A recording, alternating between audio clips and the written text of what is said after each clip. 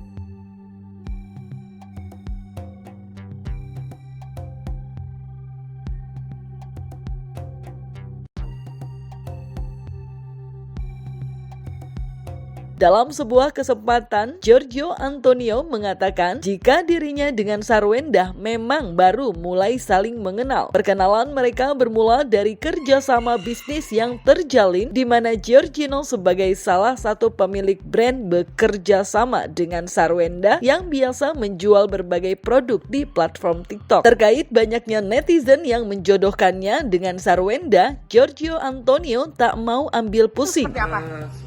Sebenarnya saya udah kenal Sarwenda dari tahun lalu ya. Soalnya kan Sarwenda suka live streaming, jualan berbagai macam brand ya. Dan Kareso salah satunya. Jadi ya kemarin itu saya diundang untuk nge-live bareng. Itu tiba-tiba banyak video dari TikTok orang buat sih. Tapi risih nggak sih Kak dengan dijodoh-jodohkan oleh netizen gitu seperti itu? Enggak sih, saya nggak risih ya. Mungkin kan emang namanya juga sosial media ya. Jadi ya saya sih lihat ya ketawa-ketawa aja sementara. Saya juga baru kenal Sarwenda belum terlalu lama ya. Jadi kalau mau ngomong lebih dari ngomong itu saya. Mungkin untuk sekarang sih kita banyak ngomong kerjaan ya. Cuman untuk kedepannya ya kita belum tahu. Saya tidak tahu. Meski berkenalan dalam waktu yang relatif singkat, namun Giorgio Antonio mengaku jika sosok Sarwenda merupakan pribadi yang menyenangkan. Selain itu, kedekatan yang terjalin belakangan ini pun menurutnya cukup memberikan pengaruh positif bagi masing-masing pihak. Menurut saya sangat, dia pinter ya, dia orangnya pinter, sabar, itu sangat kita bisa belajar banyak lah dari Sarwenda, itu yang saya suka sih dari dia. Dan dia orangnya open minded juga. Antara Kita kalian juga berdua. sering banyak tukar pikiran. Sebenarnya Sarwenda kan juga sangat berpengalaman ya. Jadi saya juga sering dapat masukan lah dari Sarwenda juga. Pertanyaan. Ya kita ada komunikasi. Oke. Apa sih Kak yang bikin ngerasa Selain bisnis, olahraga, bisnis, daily life ya, kehidupan, jadi tukar pikiran aja lah. Jadi kayak ya banyak lah macam-macam. Oh kita ditunggu aja, bentar lagi kalian bakal lihat Sarwenda olahraga dulu. Oh iya. Kita lihat aja ya. Akan pedal bareng mungkin nih kan. Mungkin pedal bareng atau fitness bareng. Jadi bisa dibilang positif vibes ya kalian misalnya. Harus sesama kasih positive vibe. Kita harus lingkungan kita kan penting ya buat kita ya. Jadi sama-sama harus positif. Saya baru mulai ngobrol sama Sarwenda baru di tahun ini sih. Ya maksudnya lebih rajin kerja itu salah satu yang paling penting.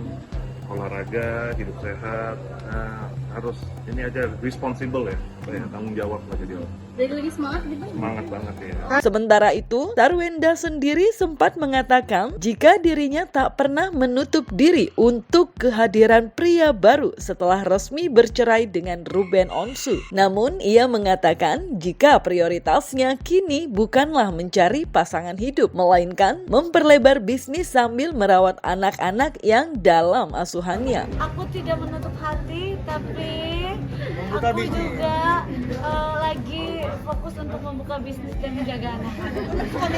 Fokus untuk membangun bisnis aku, menjadi seorang businesswoman supaya ya ketika nanti aku udah tua gitu, anak-anak aku juga ada bisnis yang bisa mereka, kalau mereka menjalankan yang bisa mereka bayar bisnis, ntar anak-anak kita ya minimal terjamin lah mereka ada ya kalau misalnya aku ada kenapa-napa atau apa gitu istilahnya kan mereka ada pegangannya, safe-nya, oh ya di sini bisnis bunda aku loh gitu, jadi bisa mereka teruskan ataupun mereka bisa lebih kembangkan lagi dengan pemikiran ya mereka kan udah Gen Z, Gen Alpha yang zaman sekarang yang mungkin bisa lebih kreatif. Di sisi lain, mantan suami Sarwenda, Ruben Onsu, mengaku sedang mempersiapkan fisik dan mental untuk sebuah momen penting dalam hidupnya. Bukan berkaitan dengan urusan asmara, namun Ruben sedang bersiap untuk menuju Tanah Suci Mekah guna menjalani ibadah haji tak lama setelah memutuskan menjadi seorang muslim. Wa atimmul hajja wal umrata lillah. Ya. Ini yang menjadi kemudian Bapak Ibu ya, dalil di mana nanti kita setelah sampai itu kan akan umroh. Kemudian setelah umroh baru akan melaksanakan haji. Nah, ibadah umroh awal seperti itu. Udah terjawab Bu?